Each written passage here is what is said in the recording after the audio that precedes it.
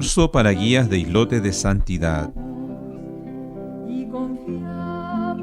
Legión de las pequeñas almas. Organiza Directiva Nacional de la Legión de las Pequeñas Almas de Chile. Jesús, mi dulce Jesús, mira las pequeñas almas que están ansiosas de luz y de tu divina calma.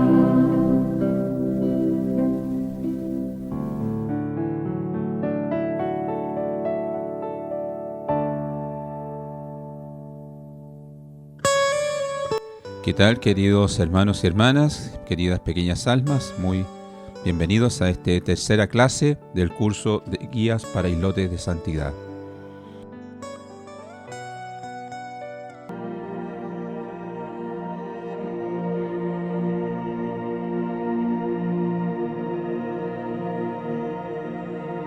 Qué bien se está aquí en tu presencia,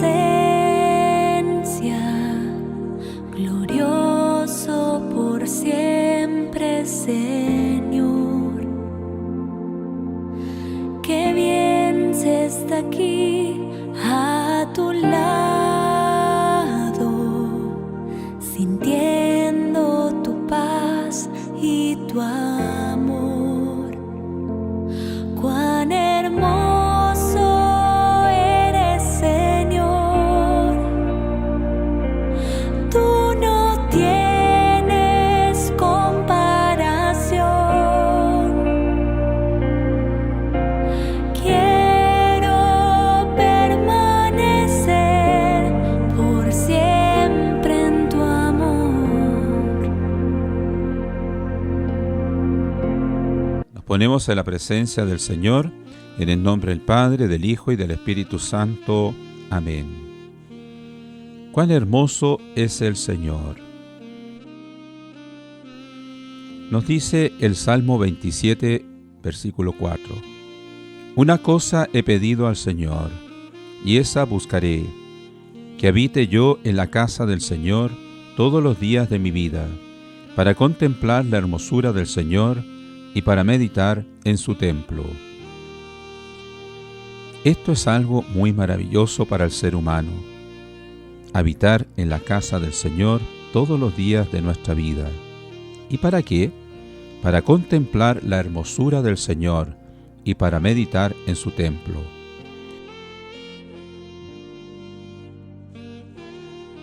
En Isaías capítulo 33, versículo 17 nos dice el profeta: Tus ojos contemplarán al Rey en su hermosura, verán una tierra muy lejana. Dice R.C. Sproul: la belleza es importante para Dios, porque Él es hermoso, y por eso lo bello también debe ser importante para su pueblo.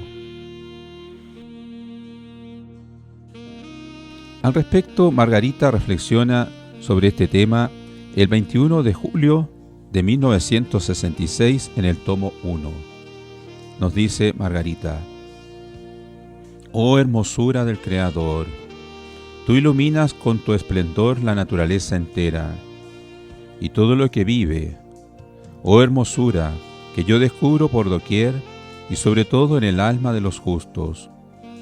No es solamente la hermosura de las formas lo que origina tu esplendor, tú a quien llaman, sin embargo, el más hermoso de los hijos de los hombres. Es tu hermosura lo que admiramos en el niño, en su candor, en su inocencia. Es tu hermosura lo que admiramos en el anciano, en sus cabellos blancos y sobre su frente, tu sabiduría y tu paz. Es tu hermosura lo que admiramos en el alma dolorosa del enfermo, que ofrece humildemente sus sufrimientos por sus hermanos. Es tu hermosura lo que admiramos en la humildad y la dulzura de tus hijitos. Oh Dios mío, tan bueno, tan hermoso, tan manso. Qué condescendencia es la tuya de escuchar con tanta ternura los pobres balbuceos de mi amor por ti, y las palabras que quisiera decirte no las encuentro.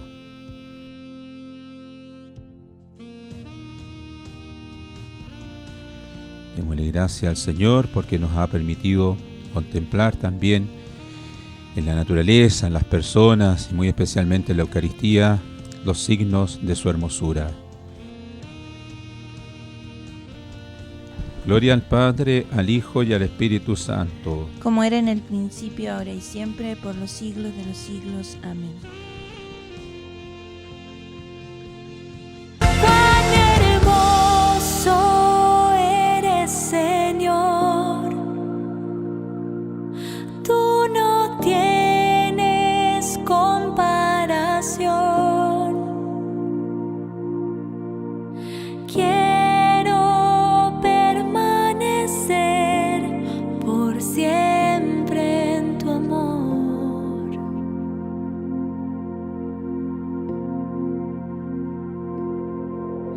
Qué bien se está aquí en tu presencia.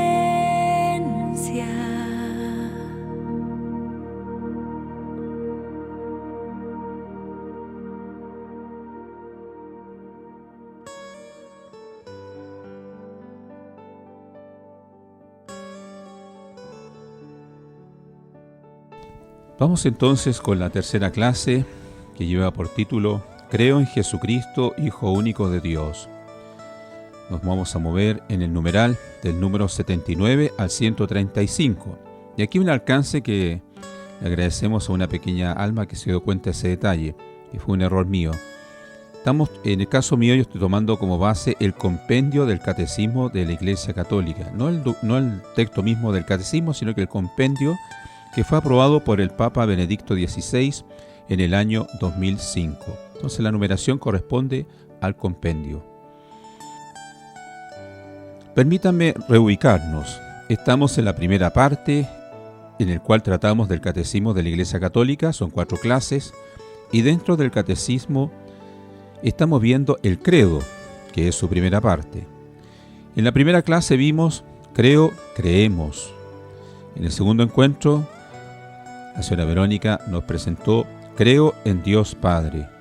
Y en esta tercera clase, que la desarrollaremos ahora, estará centrada en el tema creo en Jesucristo, Hijo único de Dios. Nuestra fe católica no es una ideología, sino un encuentro con una persona, Jesucristo nuestro Señor. Palabras mueven, pero ejemplos arrastran. Los invito a escuchar un testimonio real de un hermano que se encontró profundamente con Dios a través de una experiencia muy fuerte, un accidente, y cuya vida cambió radicalmente. Lleva por título Mi breve encuentro con Dios. Iba manejando a casa. Era tarde, alrededor de las 12 de la noche. El semáforo delante de mí estaba en verde y yo iría alrededor de 80 kilómetros por hora. De repente mi carro se iluminó todo por dentro. Por un segundo pensé, ¿cómo puede estar tan iluminado el interior de mi automóvil? Nunca lo había visto así. En eso giro la cabeza a la izquierda y veo el faro de una camioneta a la altura de mi cabeza. Y en un instante escucho el sonido más fuerte que he escuchado. Fierros retorcidos, chillidos de neumáticos. Instantáneamente los cristales de todo el carro se rompen en pequeños fragmentos que vuelan alrededor de mí, cortando mi piel. Es una sensación como si sudaras, pero el sabor de la sangre en la boca y su tibieza era una sensación que nunca había sentido. Sabía que algo estaba terriblemente mal. Mi automóvil gira sin control y yo siento un golpe muy fuerte en mis costillas. Voy a desmayarme. Todo es tan confuso. De repente todo es negro. Ya no siento dolor y mi cuerpo flota. Una inmensa paz llena mi corazón. Ya no siento miedo. Mi vida hasta ese momento había sido muy fácil. Unos padres amorosos, muchos amigos. En la escuela, en el trabajo, en el deporte, en todo lo que hacía sobresalía. Las cosas se me daban de manera muy natural. En realidad no debía esforzarme mucho. Siempre pensé que un ángel me cuidaba y que Dios me había bendecido con muchos talentos. Al mismo tiempo tenía defectos, que para mí eran muy grandes, pero los demás parecían no notarlos. A pesar de mi corta edad, había vivido lo que muchas personas no viven en toda su vida, y al mismo tiempo no había utilizado ninguno de mis talentos para servir a nadie más que a mi familia y mis amigos. El tiempo pasaba en otra velocidad. Al mirar hacia abajo pude ver mi vida, como en una película. Vi muchos rostros. No me había dado cuenta, pero a pesar de mi corta edad, había defraudado personas. Había hecho sentir mal a otros sin reparar en ello. También vi a mi familia, a mis amigos, a gente que me quería mucho. Imagina ver tu vida transcurrir enfrente de ti en segundos. Al mirar hacia arriba, al final de un túnel, veo una luz muy brillante, pero que no encandila, y mi ser frota hacia esa luz. Lentamente comienzo a acercarme, y eso que por un momento pensé que era luz, en realidad era Dios. Estaba frente a Él, una sensación indescriptible. Aún no se inventan palabras que puedan darte una idea de la paz y amor que experimenté en ese momento. Sin abrir su boca, me da la bienvenida. Escucho su voz, pero no de manera física. La escucho dentro de mí. Me dice que soy su hijo y que me había estado esperando. Lo miré a los ojos y le dije: Padre, aún no. Por favor, no. Estoy muy joven. Pude usar los dones que me diste correctamente, pero no los usé bien. Por favor, perdóname. Y dame una segunda oportunidad, te lo ruego. Tengo aún muchas cosas por hacer, mucho amor por dar. Dame una segunda oportunidad y no te defraudaré. Me miró a los ojos. Me sonrió. Y en un instante comencé a sentir de nuevo un gran dolor en mi costado izquierdo y en mi cabeza. Una luz muy brillante me encandiló con mucha fuerza. Sentí que mi ser caía a gran velocidad. La luz es una lámpara que un doctor está poniendo en mis ojos, y escucho su voz diciendo: esperen, aún está vivo. Desde entonces, soy otro. Puse mi vida al servicio de mis hermanos e intento ser una buena persona, ayudando en lo que puedo y a quien puedo, sin conocer y sin esperar nada a cambio. Ya estoy pagado. Dios me dio la oportunidad de redimirme. Algunos dicen que estoy loco, que fue un sueño y que Dios no existe.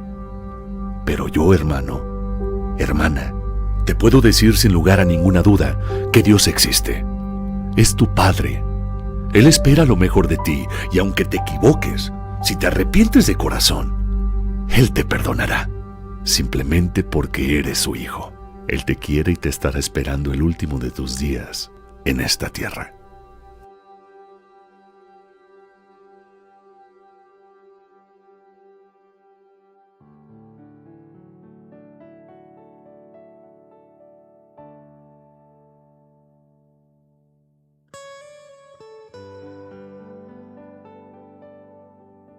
Uno.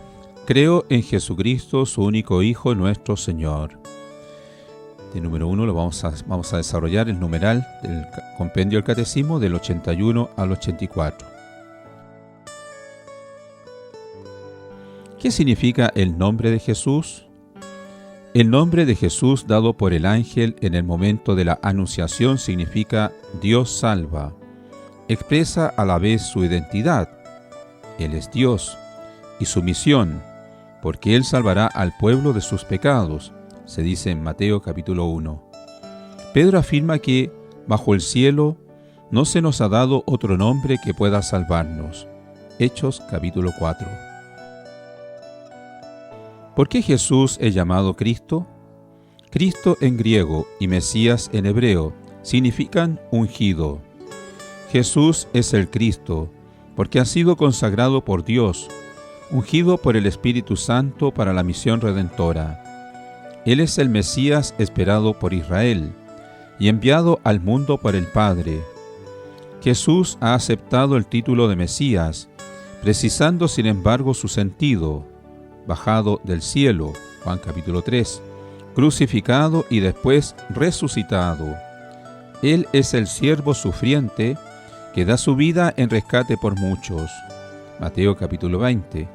Del nombre de Cristo nos viene el nombre de cristianos.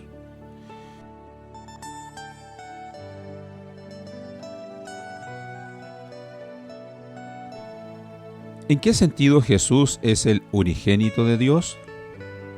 Jesús es el Hijo unigénito de Dios, en un sentido único y perfecto. En el momento del bautismo y de la transfiguración, la voz del Padre señala a Jesús como su Hijo predilecto. Al presentarse a sí mismo como el Hijo que conoce al Padre, Jesús afirma su relación única y eterna con Dios, su Padre. Él es el unigénito, o sea, el Hijo único del Padre Celestial de Dios. La segunda persona de la Trinidad es el centro de la predicación apostólica.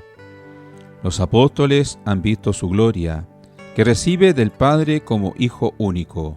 Juan capítulo 1. ¿Qué significa el título de Señor?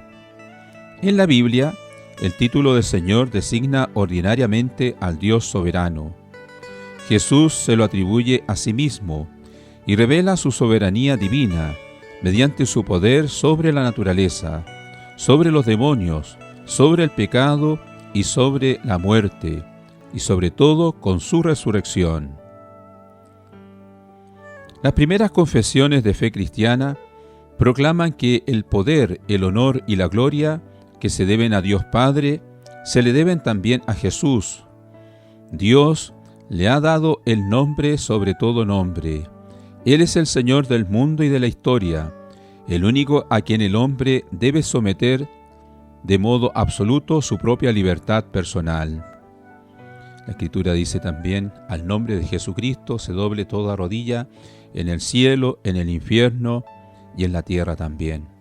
Qué importante es eso. A mí como sacerdote me duele el corazón cuando en una misa uno, justo antes de la consagración, uno le pide a las personas, evidentemente a los que están sanos, que se arrodillen, porque se hace presente el Señor, se va a hacer presente sobre el altar.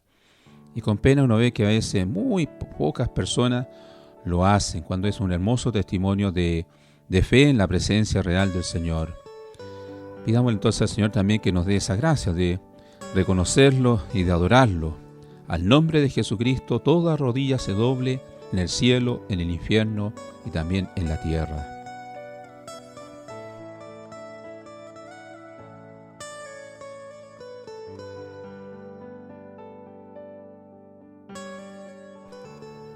Dos. Jesucristo fue concebido por obra del Espíritu Santo. Aquí vamos a tratar del numeral del 85 al 94 del compendio del Catecismo de la Iglesia Católica. ¿Por qué el Hijo de Dios se hizo hombre?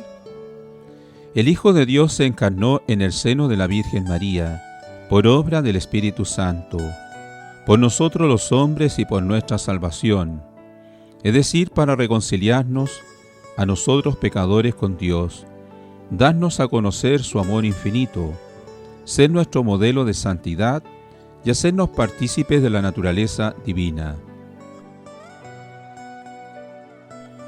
¿Qué significa la palabra encarnación? La Iglesia llama encarnación al misterio de la unión admirable de la naturaleza divina y la naturaleza humana de Jesús, en la única persona divina del Verbo, para llevar a cabo nuestra salvación.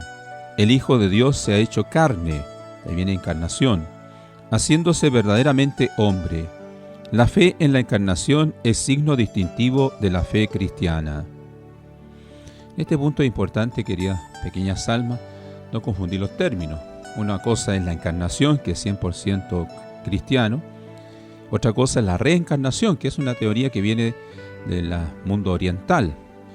Y el fregado de la reencarnación es que hay detrás de ella hay un voluntarismo, una concepción también circular de la historia. En cambio, la visión cristiana es una visión lineal. Hay un comienzo y hay un fin, hay un génesis y hay un apocalipsis. En la visión de lo que plantea la reencarnación es una especie de autosalvación o autocondenación. Una vez veía un libro de las religiones orientales y era muy curioso porque mostraban un tipo que era muy bueno para comer y después se reencarnaba en un chanchito, en un cerdo, ¿ya? Había otro tipo que era muy lujurioso y se reencarnaba después en un perro, ¿ya? Cosa extraña ahí. Y en ese sentido negativo, pero en el sentido positivo, la persona que se esfuerza, ¿no es cierto?, va como ascendiendo espiritualmente. Ahí no entra Jesucristo. Porque si yo me autosalvo, entonces ¿para qué Jesús vino a la tierra? ¿Para qué se encarnó el Señor? ¿Para qué se hizo hombre? Si yo me autosalvo, está de más Jesucristo. Por eso que el mundo oriental no acepta a la persona de Jesucristo como Salvador. Lo ven a lo más como un hombre bueno, un hombre sabio, pero nunca como el Hijo de Dios, como Dios verdadero.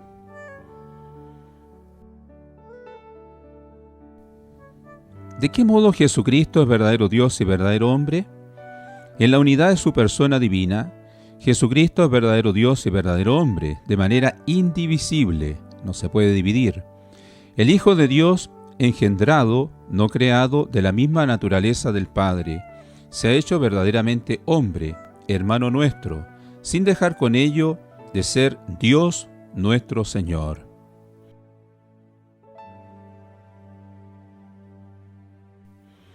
¿Qué enseña a este propósito el Concilio de Calcedonia del año 451? El Concilio de Calcedonia enseña que hay que confesar a un solo y mismo Hijo, nuestro Señor Jesucristo, perfecto en la divinidad y perfecto en la humanidad, verdaderamente Dios y verdaderamente hombre, compuesto de alma racional y de cuerpo, consubstancial con el Padre, según la divinidad, y consubstancial con nosotros, según la humanidad, en todo semejante a nosotros, menos en el pecado, nacido del Padre antes de todos los siglos, según la divinidad, y por nosotros y nuestra salvación, nacido en estos últimos tiempos de la Virgen María, la Madre de Dios, según la humanidad.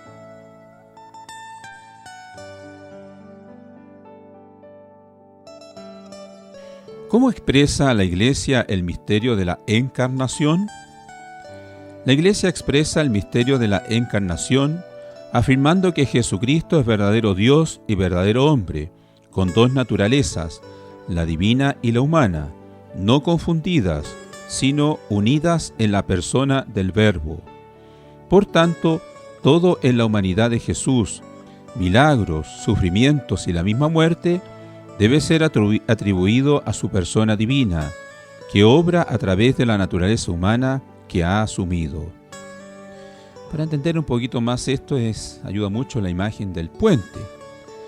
Sabemos que un puente siempre tiene que estar uniendo dos extremos, si no tiene sentido. Se pasa de uno a otro lugar, a través de los extremos del puente.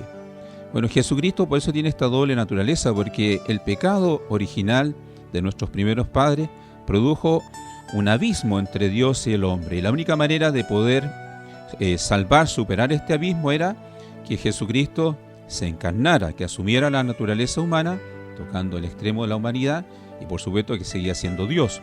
Entonces, al morir en la cruz y al resucitar, nuestro Señor Jesucristo fue el puente, ¿no es cierto?, que volvió a unir la humanidad con la divinidad.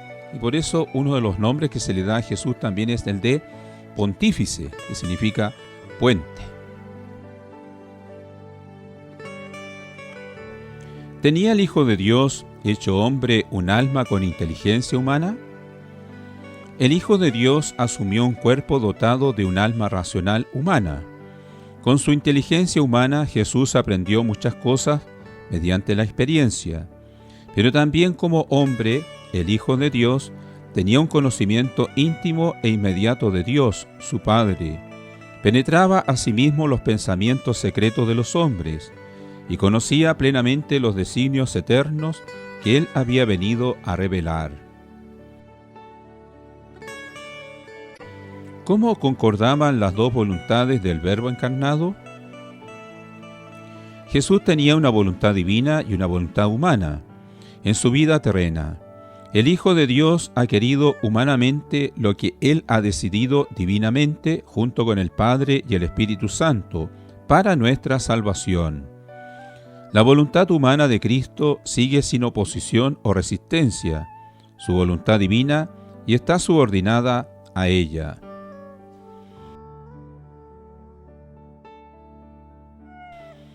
¿Tenía Cristo un verdadero cuerpo humano? Cristo asumió un verdadero cuerpo humano mediante el cual Dios invisible se hizo visible. Por esta razón, Cristo puede ser representado y venerado en las sagradas imágenes.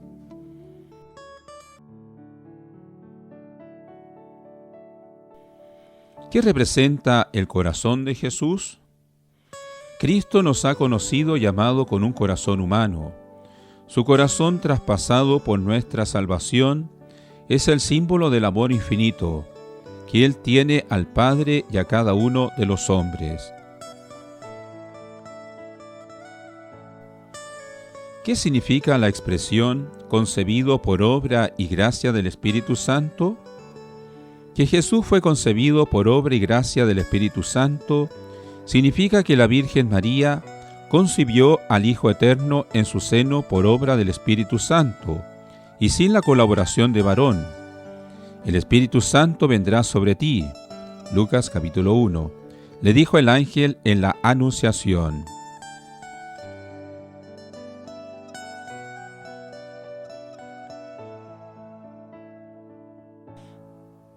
Ratificando lo visto hasta aquí en el compendio del Catecismo de la Iglesia Católica, nos dice Jesús en el tomo 2, 19 de junio de 1977, página 149. El Espíritu Santo no está al servicio de los hombres y no se somete a su voluntad, sino que los hombres deben estar allí a su servicio, cuando y como le place. Este tiempo es la derrota de la ponderación. Lo verdadero y lo falso se unen hasta no distinguirse el uno del otro. Me gusta apaciguar tu alma angustiada. Sabes que hay que avisar a las pobres gentes contra estas tendencias peligrosas del iluminismo. Está en juego el equilibrio espiritual y santo de mi pueblo, a quien llamo para defender estas verdades amenazadas. Hasta aquí el mensaje del 19 de junio del 77. ¿Qué es el iluminismo? El iluminismo tiene las siguientes características. Se basa en el pensamiento racional, una mirada racional de toda la existencia, el conocimiento como camino hacia el progreso, la enunciación de leyes de la naturaleza, el enciclopedismo, el antropocentrismo, la instrucción de la población, la crítica a la Iglesia, el rechazo del absolutismo. Este proceso histórico de la Ilustración o Iluminismo partió en Europa en el siglo XVIII. 3. Nació de Santa María Virgen. Aquí nos vamos a mover en el numeral del 95 al 100 del compendio del Catecismo de la Iglesia. Nacido de la Virgen María. ¿Por qué María es verdaderamente Madre de Dios? María es verdaderamente Madre de Dios porque es la Madre de Jesús. En efecto, aquel que fue concebido por obra del Espíritu Santo y fue verdaderamente Hijo suyo, es el Hijo eterno de Dios Padre, es Dios mismo.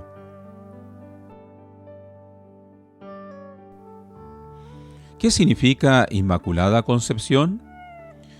Dios eligió gratuitamente a María desde toda la eternidad para que fuese la madre de su Hijo. Para cumplir esta misión, fue concebida inmaculada. Esto significa que por la gracia de Dios y en previsión de los méritos de Jesucristo, María fue preservada del pecado original desde el primer instante de su concepción.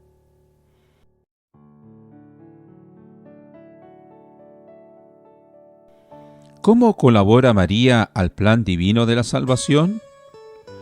Por la gracia de Dios, María permaneció inmune de todo pecado personal durante toda su existencia.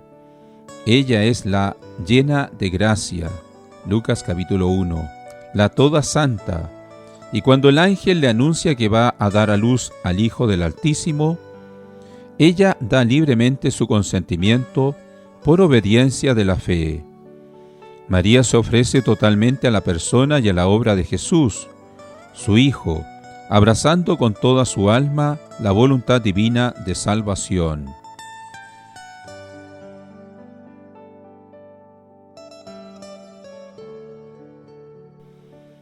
¿Qué significa la concepción virginal de Jesús? La concepción virginal de Jesús significa que éste fue concebido en el seno de la Virgen María, solo por el poder del Espíritu Santo, sin concurso de varón.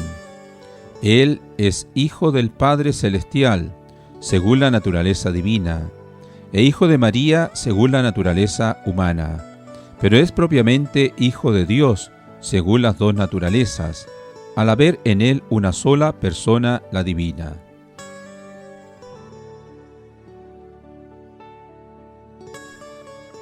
¿En qué sentido María es siempre virgen? María es siempre virgen en el sentido de que ella fue virgen al concebir a su hijo, virgen al parir, virgen durante el embarazo, virgen después del parto, virgen siempre, decía San Agustín. Por tanto, cuando los evangelios hablan de hermanos y hermanas de Jesús, se refieren a parientes próximos de Jesús, según una expresión empleada en la Sagrada Escritura. Al leer esto, recordaba yo cuando estaba en primer año en la universidad, tenía un gran profesor de latín, don Alberto Cristini, y él nos contaba, muy mariano el hombre, rezaba el rosario, él había sido marino, después le gustó el latín, estudió latín, se doctoró en latín incluso. Y él nos contaba, muy mariano, rezaba el rosario todos los días, uno lo veía en el parque del Campo Oriente rezando el rosario. Y en una oportunidad nos contaba que lo invitaron unos evangélicos a hablar sobre la Virgen. Miren qué curioso, ¿ya? Y él, como amaba tanto a la Virgen, aceptó el desafío. Y entre las cosas que le dijo, al final les puso este argumento, le dijo: pónganse ustedes en el lugar de San José. Si Dios te hubiera dicho que el hijo, que esta mujer que estaba embarazada, el hijo era hijo de Dios, que había sido concebido por obra del Espíritu Santo, ¿acaso tú no mirarías a esta mujer como un templo santo? Y ahí todos los hermanos evangélicos se quedaron calladitos.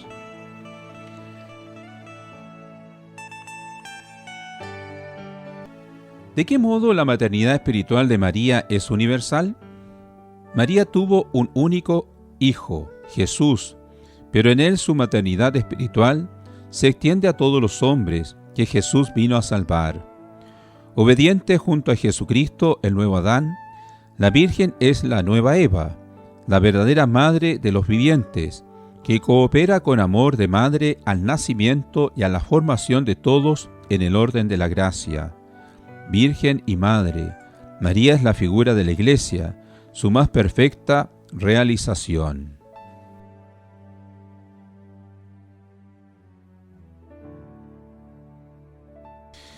Queridos y queridas pequeñas almas, Jesús corrobora lo dicho por el compendio del Catecismo de la Iglesia con un mensaje del 26 de marzo del año 77, tomo 2. Dice Jesús, nos dice a todos nosotros, también junto con Margarita: ven a la escuela de mi madre, ella te enseñará a amar antes de introducirte en la escuela superior, en la clase de los pequeños. En su corazón maternal hay tanta paciencia y tanto amor para enseñarte. Con ternura ella te cuida y te reprende. La Virgen también nos tira la oreja también. Si tú pasas por su corazón, entras en mi misterio de amor, sin jamás equivocarte, y yo me hago más asequible para que entres en él.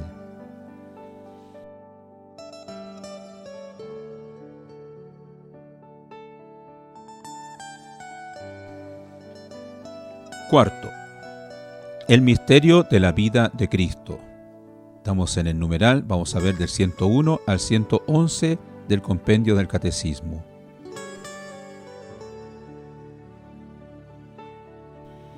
¿En qué sentido toda la vida de Cristo es misterio?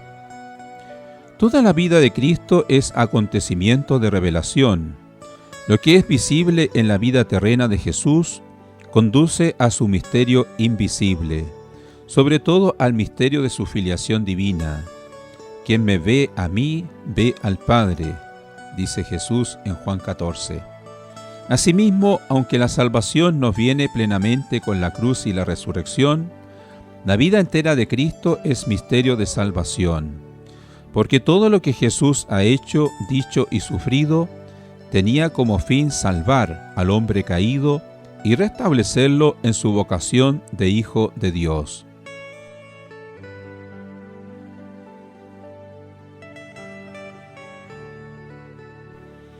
¿Cuáles han sido las preparaciones históricas a los misterios de Jesús?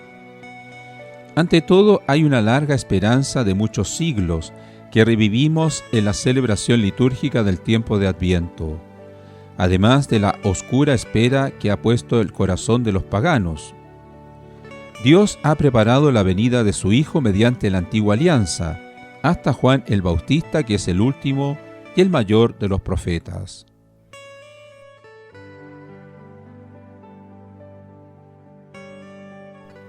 ¿Qué nos enseña el Evangelio sobre los misterios del nacimiento y la infancia de Jesús? En el nacimiento de Jesús, la gloria del cielo se manifiesta en la debilidad de un niño. La circuncisión es signo de su pertenencia al pueblo hebreo y prefiguración de nuestro bautismo. La Epifanía es la manifestación del Rey Mesías de Israel a todos los pueblos. Durante la presentación en el templo, en Simeón y Ana, se concentra toda la expectación de Israel, que viene al encuentro de su Salvador. La huida a Egipto y la matanza de los inocentes anuncian que toda la vida de Cristo estará bajo el signo de la persecución. Su retorno de Egipto recuerda el Éxodo y presenta a Jesús como el nuevo Moisés. Él es el verdadero y definitivo liberador.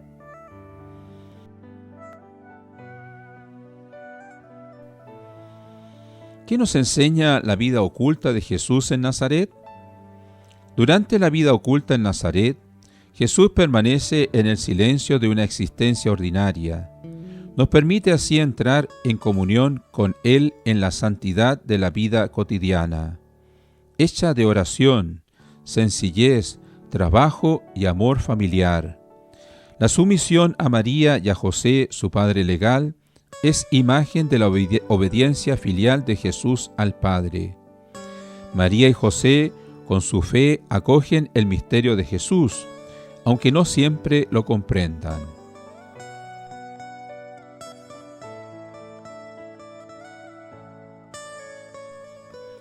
¿Por qué Jesús recibe de Juan el bautismo de conversión para el perdón de los pecados?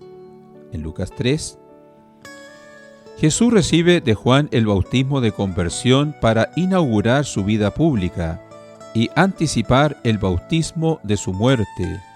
Y aunque no había en él pecado alguno, Jesús, el Cordero de Dios que quita el pecado del mundo, acepta ser contado entre los pecadores.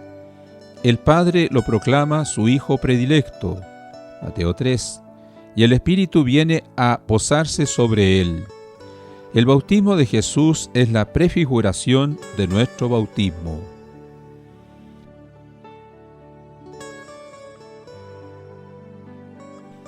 ¿Qué nos revelan las tentaciones de Jesús en el desierto? Las tentaciones de Jesús en el desierto recapitulan la de Adán en el paraíso y las de Israel en el desierto. Satanás tienta a Jesús en su obediencia a la misión que el Padre le ha confiado. Cristo, nuevo Adán, resiste y su victoria anuncia la de su pasión, en la que su amor filial dará suprema prueba de obediencia. La Iglesia se une particularmente a este misterio en el tiempo litúrgico de la Cuaresma.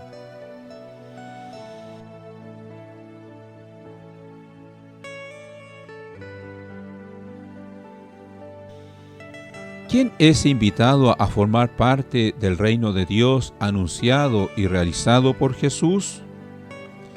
Jesús invita a todos los hombres a entrar en el reino de Dios. Aún el peor de los pecadores es llamado a convertirse y aceptar la infinita misericordia del Padre. El reino pertenece ya aquí en la tierra a quienes lo acogen con corazón humilde. A ellos les son revelados los misterios del reino de Dios.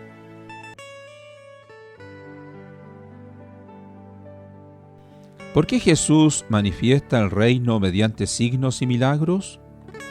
Jesús acompaña su palabra con signos y milagros para atestiguar que el reino está presente en él, el Mesías.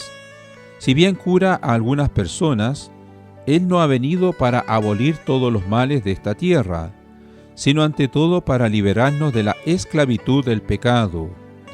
La expulsión de los demonios anuncia que su cruz se alzará victoriosa sobre el príncipe de este mundo.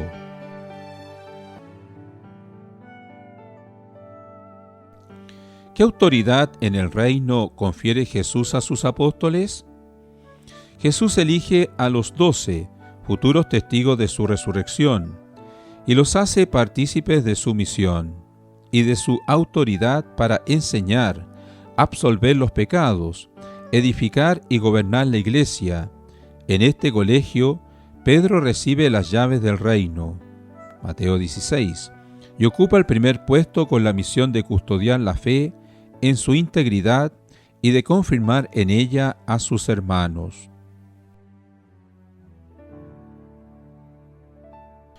¿Cuál es el significado de la transfiguración? En la transfiguración de Jesús aparece ante todo la Trinidad, el Padre en la voz, el Hijo en el hombre, el Espíritu en la nube luminosa, decía Santo Tomás de Aquino. Al evocar junto a Moisés y Elías su partida, Jesús muestra que su gloria pasa a través de la cruz, y otorga un anticipo de su resurrección y de su gloriosa venida, que transfigurará este miserable cuerpo nuestro en un cuerpo glorioso como el suyo. Filipenses capítulo 3. O sea, en palabras más sencillas, por la cruz se llega a la gloria. Nos dice la liturgia bizantina: en el monte te transfiguraste, Cristo Dios, y tus discípulos contemplaron tu gloria, en cuanto podían comprenderla. Así cuando te viesen crucificado, entenderían que padecías libremente y anunciarían al mundo que tú eres en verdad el resplandor del Padre.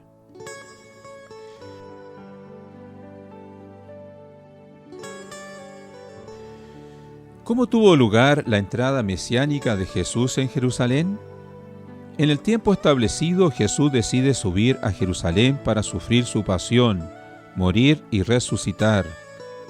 Como Rey Mesías, que manifiesta la venida del reino, entra en la ciudad montado sobre un asno, y es acogido por los pequeños, cuya aclamación es recogida por el Sanctus de la misa. Bendito el que viene en nombre del Señor, Hosana, sálvanos. Mateo 21. Con la celebración de esta entrada en Jerusalén, la liturgia de la Iglesia da inicio cada año a la Semana Santa.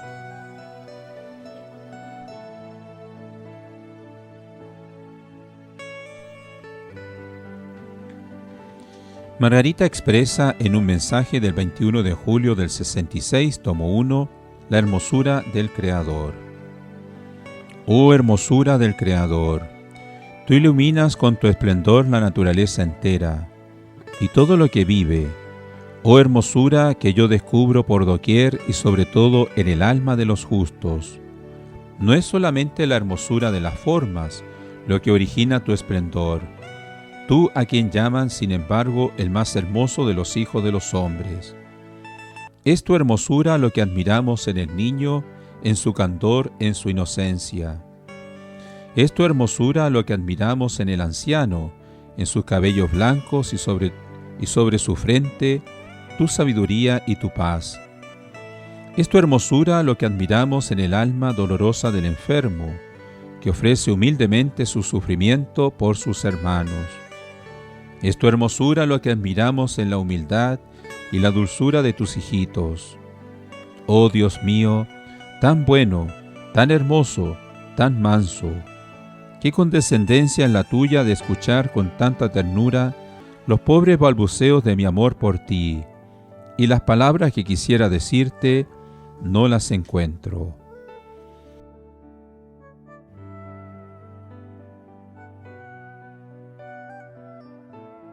Quinto, Jesucristo padeció bajo el poder de Poncio Pilatos, fue crucificado, muerto y sepultado. Vamos a recorrer el numeral del 112 al 124 del compendio del Catecismo de la Iglesia.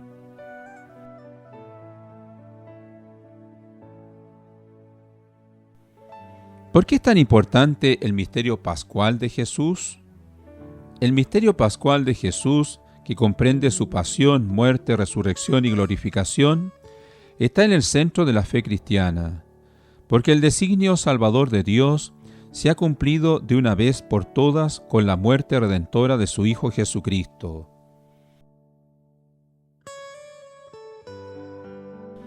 ¿Bajo qué acusaciones fue condenado Jesús? Algunos jefes de Israel acusaron a Jesús de actuar contra la ley, contra el templo de Jerusalén y particularmente contra la fe en el Dios único, porque se proclamaba Hijo de Dios. Por ello lo entregaron a Pilato para que lo condenase a muerte. ¿Cómo se comportó Jesús con la ley de Israel? Jesús no abolió la ley dada por Dios a Moisés en el Sinaí, sino que la perfeccionó, dándole su interpretación definitiva. Él es el legislador divino, que ejecuta íntegramente esta ley. Aún más, es el siervo fiel, que con su muerte expiatoria ofrece el único sacrificio capaz de redimir todas las transgresiones cometidas por los hombres contra la primera alianza. Hebreos capítulo 9. ¿Cuál fue la actitud de Jesús hacia el templo de Jerusalén? Jesús fue acusado de hostilidad hacia el templo, sin embargo lo veneró como la casa de su Padre. Juan capítulo 2.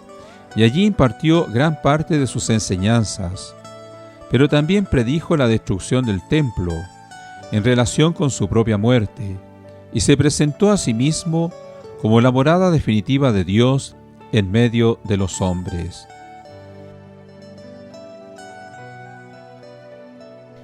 ¿Contradijo Jesús la fe de Israel en el Dios único y Salvador? Jesús nunca contradijo la fe en un Dios único, ni siquiera cuando cumplía la obra divina por excelencia, que realizaba las promesas mesiánicas y lo revelaba como igual a Dios, el perdón de los pecados. La exigencia de Jesús de creer en Él y convertirse permite entender la trágica incomprensión del Sanedrín, que juzgó que Jesús merecía la muerte como blasfemo. ¿Quién es responsable de la muerte de Jesús? La pasión y muerte de Jesús no pueden ser imputadas indistintamente al conjunto de los judíos que vivían entonces, ni a los restantes judíos venidos después. Todo pecador, o sea, todo hombre, es realmente causa e instrumento de los sufrimientos del Redentor. Y aún más gravemente, son culpables aquellos que más frecuentemente caen en pecado y se deleitan en los vicios, sobre todo si son cristianos.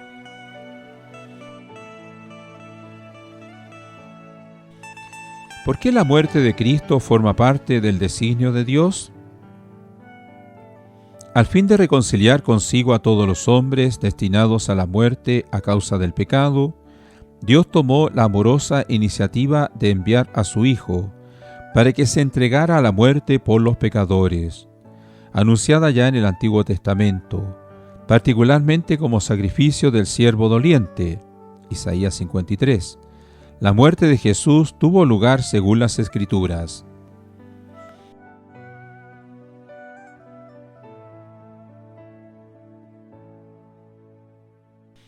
¿De qué modo Cristo se ofreció a sí mismo al Padre? Toda la vida de Cristo es una oblación libre al Padre para dar cumplimiento a su designio de salvación. Él da su vida como rescate por muchos, Marcos 10, y así reconcilia a toda la humanidad con Dios.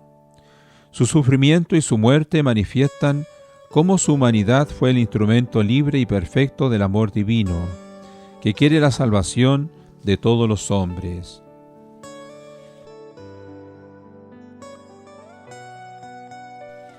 ¿Cómo se manifiesta en la última cena la oblación de Jesús? En la última cena con los apóstoles, la víspera de su pasión, Jesús anticipa, es decir, significa y realiza anticipadamente la oración libre de sí mismo.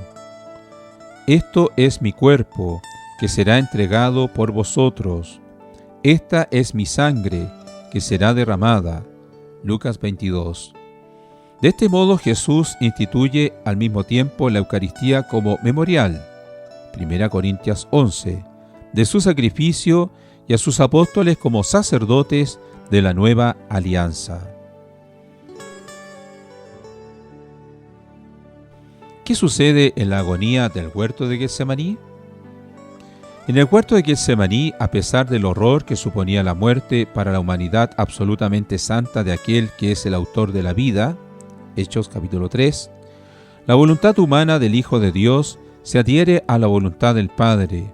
Para salvarnos, acepta soportar nuestros pecados en su cuerpo, haciéndose obediente hasta la muerte.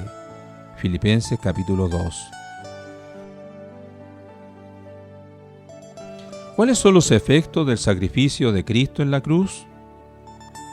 Jesús ofreció libremente su vida en sacrificio expiatorio, es decir, ha reparado nuestras culpas con la plena obediencia de su amor hasta la muerte, este amor hasta el extremo. Juan capítulo 13. El Hijo de Dios reconcilia a la humanidad entera con el Padre. El sacrificio pascual de Cristo rescata, por tanto, a los hombres de modo único, perfecto y definitivo, y les abre a la comunión con Dios. ¿Por qué llama Jesús a sus discípulos a cargar con la propia cruz? Al llamar a sus discípulos a tomar su cruz y seguirle, Jesús quiere asociar a su sacrificio redentor a aquellos mismos que son sus primeros beneficiarios. ¿En qué condiciones se encontraba el cuerpo de Cristo mientras estaba en el sepulcro? Cristo sufrió una verdadera muerte y verdaderamente fue sepultado, pero la virtud divina preservó su cuerpo de la corrupción.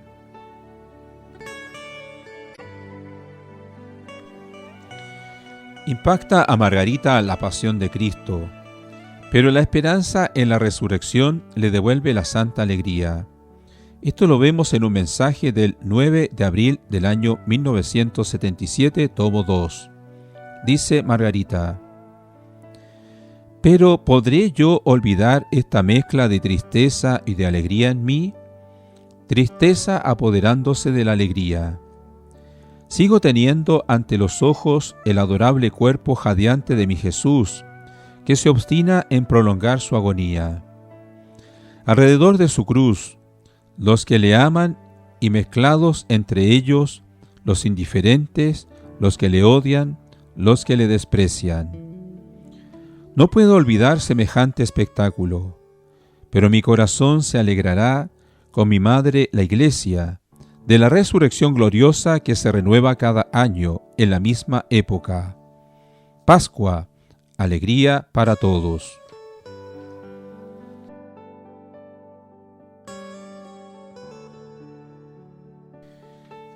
Sexto, Jesucristo descendió a los infiernos, al tercer día resucitó de entre los muertos. Vamos a ver el numeral del 125 al 131 del compendio.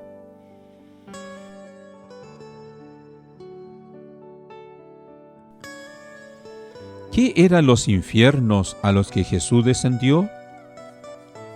Los infiernos, distintos del infierno de la condenación, constituían el estado de todos aquellos justos e injustos que habían muerto antes de Cristo.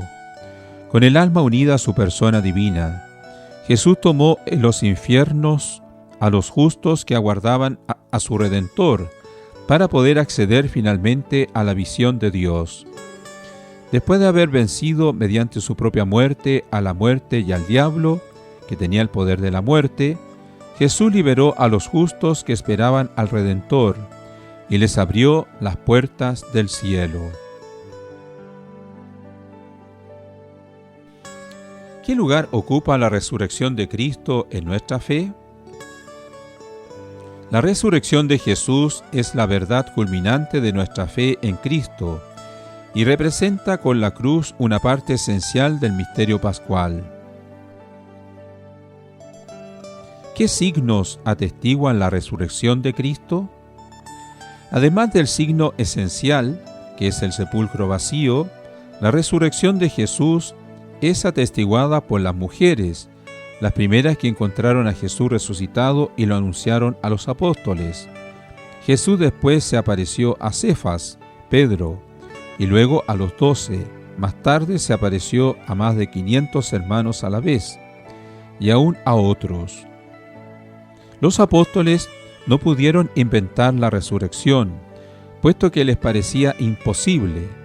En efecto, Jesús les echó en cara su incredulidad.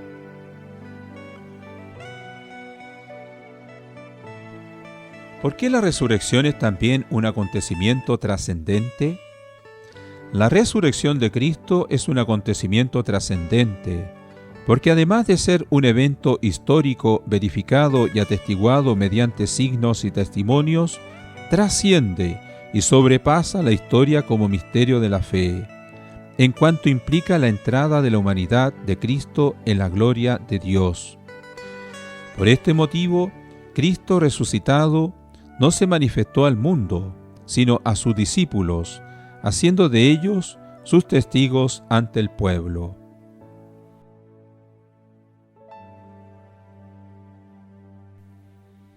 ¿Cuál es el estado del cuerpo resucitado de Jesús? La resurrección de Cristo no es un retorno a la vida terrena. Su cuerpo resucitado es el mismo que fue crucificado y lleva las huellas de su pasión, pero ahora participa ya de la vida divina, con las propiedades de un cuerpo glorioso. Por esta razón, Jesús resucitado es soberanamente libre de aparecer a sus discípulos donde quiere y bajo diversas apariencias. ¿De qué modo la resurrección es obra de la Santísima Trinidad? La resurrección de Cristo es una obra trascendente de Dios. Las tres personas divinas actúan conjuntamente, según lo que es propio de cada una. El Padre manifiesta su poder. El Hijo recobra la vida, porque la ha dado libremente, reuniendo su alma y su cuerpo que el Espíritu Santo vivifica y glorifica.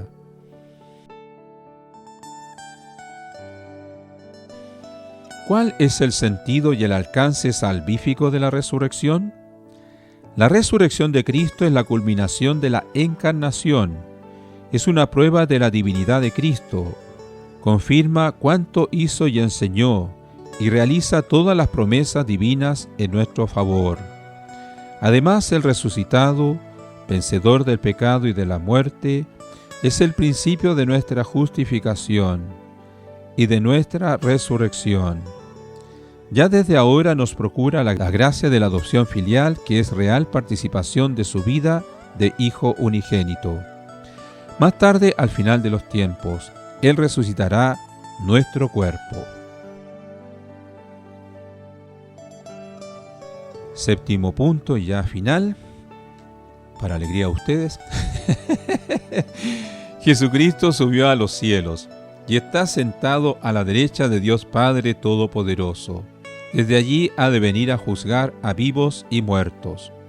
Vamos a ver el numeral del 132 al 135 del compendio del Catecismo. ¿Qué representa la ascensión? 40 días después de haberse mostrado a los apóstoles bajo los rasgos de una humanidad ordinaria que velaban su gloria de resucitado, Cristo subió a los cielos y se sentó a la derecha del Padre. Desde entonces el Señor reina con su humanidad en la gloria eterna de Hijo de Dios. Intercede incesantemente ante el Padre en favor nuestro. Nos envía su Espíritu y nos da la esperanza de llegar un día junto a Él al lugar que nos tiene preparado. ¿Cómo reina ahora el Señor Jesús? Como Señor del cosmos y de la historia, y cabeza de su iglesia, Cristo glorificado permanece misteriosamente en la tierra, donde su reino está ya presente, como germen y comienzo en la iglesia. Un día volverá en gloria, pero no sabemos el momento.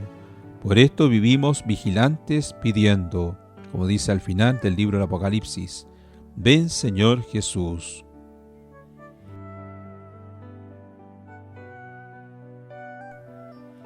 ¿Cómo se realizará la venida del Señor en la gloria? Después del último estremecimiento cósmico de este mundo que pasa, la venida gloriosa de Cristo acontecerá con el triunfo definitivo de Dios en la parusía y con el juicio final. Así se consumará el reino de Dios.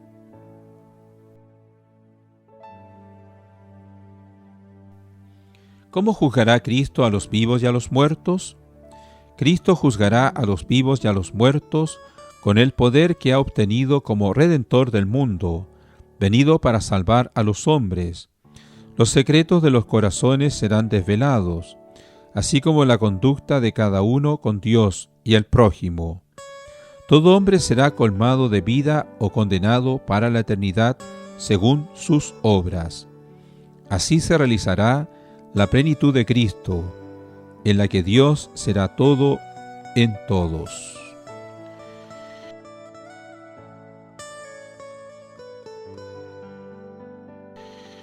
Concluyendo ya esta tercera clase, palabras mueven y ejemplos arrastran. Les invito ahora a escuchar, decíamos al comienzo, ¿no es cierto?, que nuestra fe no es una ideología, no es una ideología, sino que lo fundamental de la fe es el encuentro con Jesucristo, con la persona de Jesús.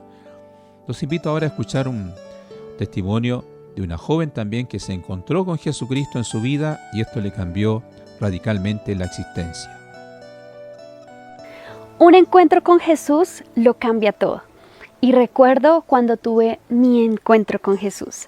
Antes creía que yo me había encontrado con Él, pero en mi verdadero encuentro pude experimentar el nuevo nacimiento.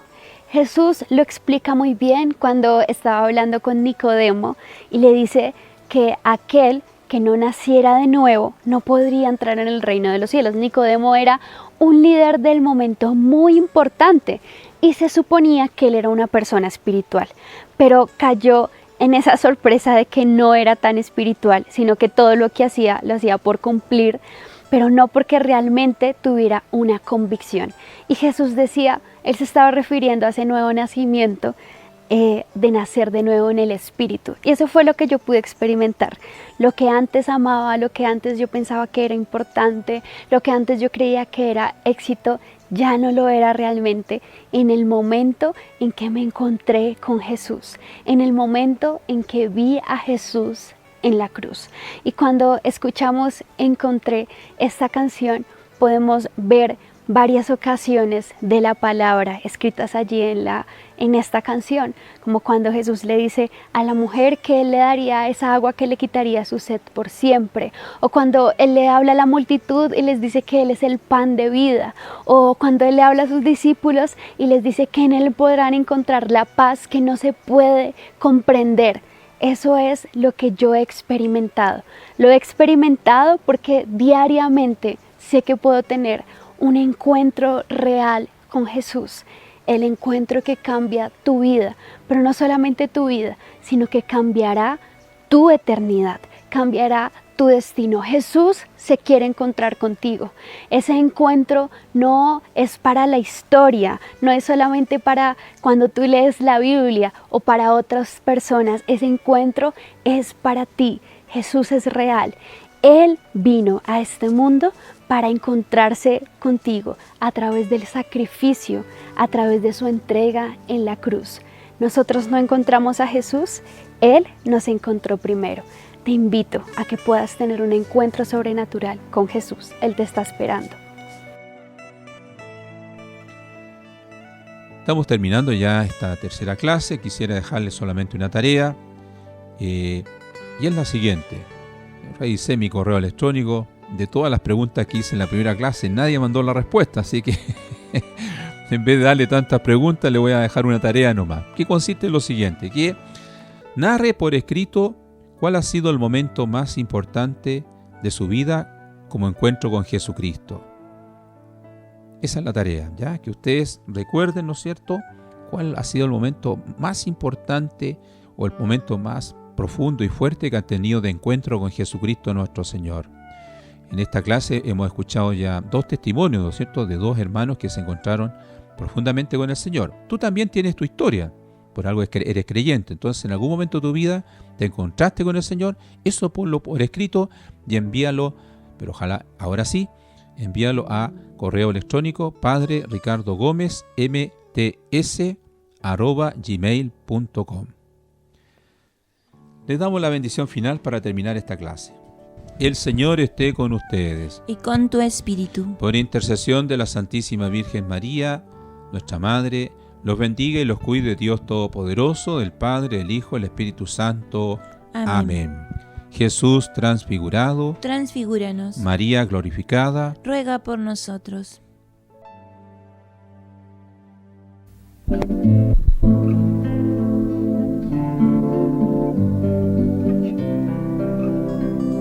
Jesús, mi dulce Jesús, mira las pequeñas almas que están ansiosas de luz y de tu divina calma.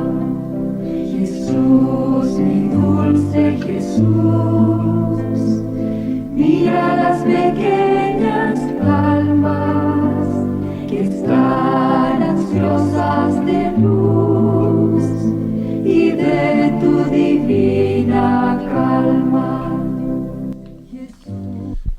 hemos presentado Y confiamos Curso para Guías de Islotes de Santidad, Legión de las Pequeñas Almas, organizado por la Directiva Nacional de la Legión de las Pequeñas Almas de Chile. Jesús, mi dulce Jesús, mira las pequeñas almas que están ansiosas de luz y de tu divina calma. Nuestras almas son pequeñas, mas a ti están unidas. Eres tú quien nos consuela y sostiene nuestras vidas.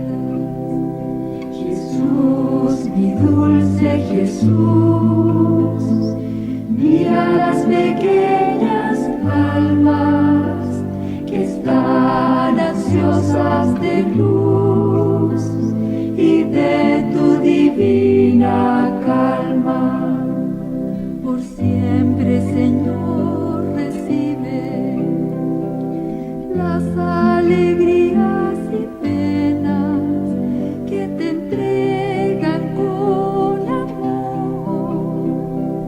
Estas tus almas pequeñas, Jesús, mi dulce Jesús, mira las pequeñas almas que están ansiosas de luz